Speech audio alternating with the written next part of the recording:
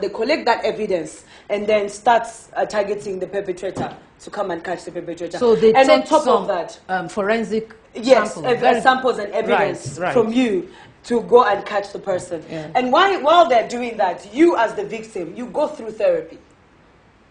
So you get to groups where you talk to people, they'll educate you, you get a therapist from the government. You get support. Support. There's full support you're not whereby alone. you go through these things, you're not alone. There's groups that you can attend.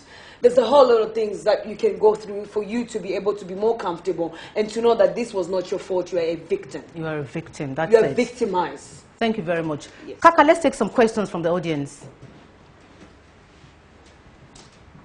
My question goes to Tamia, the therapist. There are some girls who just goes to guys' house and they will just come out and say, I've been raped, I've been raped. So this kind of girls, what will you do when they come to police to report? Are you saying that there was actually intercourse, but she's saying she was raped, or you're saying nothing happened, she's just alleging rape? What I'm trying to say is consensual? that I've seen a girl where nothing happened. She went to guy's house. Yes. The house was actually a boys' quarters. She went there and she just came out that she just wants to put somebody in trouble anyway. Well, I think you understand? That's and nobody they didn't go for tests. Nothing was done. They just come and arrest the guys inside the house. So what can we say about that? Okay, first of all, that would be a fault with the police. First of all, they're not supposed to do that. The first thing is first, when somebody shouts rape or somebody alleges that they've been raped, those are the points out, the steps and the points I was pointing out to you. They need to go and get tested. Once you are tested, it shows and it's known that you were raped. So in the same vein, if somebody is lying that they have been raped, the same test will prove that they were lying. Not raped. Right. Okay, that's one. It's not two, when you say somebody just goes to somebody's house, you go to somebody's house as a woman does not mean you want to have sex. Exactly. Do you understand? Exactly. So why I come and visit you at your house and you force me, you are raping me, it doesn't matter if it's your house or anybody else's Exactly. house. Yes. So sex has to be consensual. You have to agree to have it. And it has to be legal. The girl and the boy have to be above the legal age. It has to be consensual. It has to be legal. Don't forget that. Can I quickly add something? Yes. There is no excuse whatsoever for being violent. Violence against women and girls, there is no excuse. Some people say she was not properly dressed and they tampered with her. That's not an excuse. In fact, when people are not properly dressed, it's supposed to be repulsive to you. It's not supposed to attract you. If you are attracted enough to rape the person, you are an animal. You are a beast. That's the reality.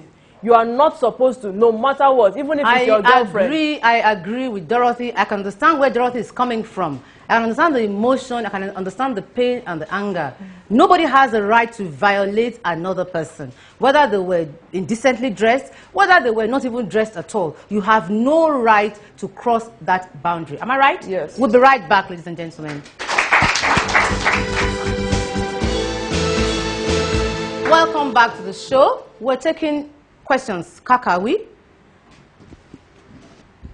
Thank you. I quickly want to ask, I understand it is difficult to prove rape cases in Nigeria because I heard... Not just in Nigeria, I think anywhere in the world, right, Tamia? Yes. Okay, because they said if the lady in question also had an orgasm during the rape, it means she agreed to it, she enjoyed it too. I want to ask, how can it be resolved? How do you differentiate true rape from forming raped, like pretending to be raped? So there's fake rape and true rape. Tamia, I'll let you answer that. From my years of experience and the encounters that I've had and the people that I've met, victims, there's never been a case that any rape victim has enjoyed rape. Rape is rape, period. There is no orgasm, there's pain. There's trauma. It's trauma. There's nothing like orgasm or enjoyment. I can imagine. You live with that for the rest of your life. So it's a serious issue, but it's interesting that men's perspective towards rape sometimes it's different. You hear men asking questions like that. I can imagine a woman wanting to know more of the victimization of it. But you hear a man saying that, what if she enjoyed it? What if she lied that she was raped? I was going to ask you a question as well. If your sister came and said, I told this man no, and he continued hoping that at some point I will enjoy Would you ask how her, would you feel? Did she enjoy it? You wouldn't. The first thing you will say is, did she not say no? Did she not put up resistance? Or you might even want to kill him. So it means now you're trying to give an excuse for rapists to continue, hoping that you will enjoy it at some point. So no is no. We have the lady there. Yes. Okay, it's like the rape restricted for just ladies alone, like a girl, like girls rape. No guys are being violated. Just girls. That's an interesting. Yes, that's interesting. It's unfortunate the Nigerian law doesn't think that men can be raped, but of a truth, men are raped as well. And because of the manly ego, they are shy of speaking about. Well, we don't have any male victim to talk to us about that now.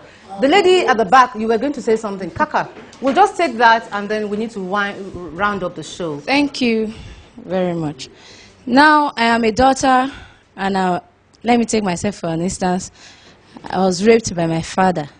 As an example, not that you Yes, as an example. Yes. Now, what do you expect I do? Should I still go to the police, putting in question, by your father, reminding that he's my father? Yes. So what? You should go to the police. Can I answer that? That's a very, very good question. You should what do go you to the do police. if it's a family member? You go to the because police. You are torn between putting your father in trouble and getting help, and you know. Because don't forget that if you go out and report your father, you are not only dealing with your issue, you're also protecting other potential victims. Could be your sisters, your cousins, or neighbors. So that's why it's very, very important to come out there and expose the beast. Yes. A lot of people would keep quiet about it because he's my father, he's a provider. Once I report him, and this is what he will tell you if he rapes you. If you tell anybody else, I will not do anything for you. I will not pay your school fees. I will not do this. I will not do that. Which is they're trying to plant that fear in you for you not to talk. Yes. But do you understand that you're not the only one that he will be doing that to? And that will this will become a trial. A trial to everybody else. It's not only you that will be doing that too. So you need to come out and talk for you to stop that. Exactly. So we are coming to the end of the show now. I'm going to give Dorothy, we're going to take Dorothy's last words. What are your last words, Dorothy, on this show? Every form of sexual violence is wrong, whether it is actual defilement or rape in its entirety is totally wrong. And it should not be condoned for whatever. The government should be more sensitive to victims and put at least counseling services in place. Like she mentioned, you can go and you get your tests and everything done. Yeah, you pay for your malaria medication, you pay for all your tests. Thank you. Tamia, final words? What I would like to say, parents, be more sensitive to your children, talk to them more, that's one. Two, I think we need to utilize the things that have been put in place. Maybe they will become more functional that way. Thank you very much. My final words are, rape is totally condemnable. There is no excuse or reason or justification for rape. We have had on the show today Dorothy, who was a rape victim, but actually she's a rape survivor. Right, she's been talking to us about her experiences. I hope somebody somewhere has learned, and I hope her experiences is going to help somebody out there today. Even if it's just one person, we would have succeeded.